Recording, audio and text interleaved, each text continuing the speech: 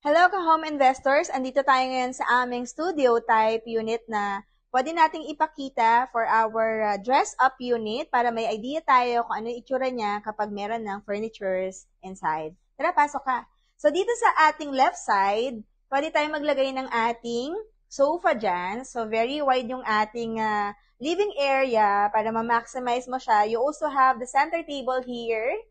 Tapos, dito naman sa ating wall, dito ka maglalagay ng iyong television. So, pinalagyan natin to ng partition para mag-come up tayo ng isang bedroom. So, ito yung kanyang itsura. Ayan. Tapos, dito naman sa ating left side, again, ating yung toilet and bath. So, kompleto na yan. Meron tayong shower, and then yung lavatory. And dito naman sa ating kabilang side, yung ating upper and lower cabinet.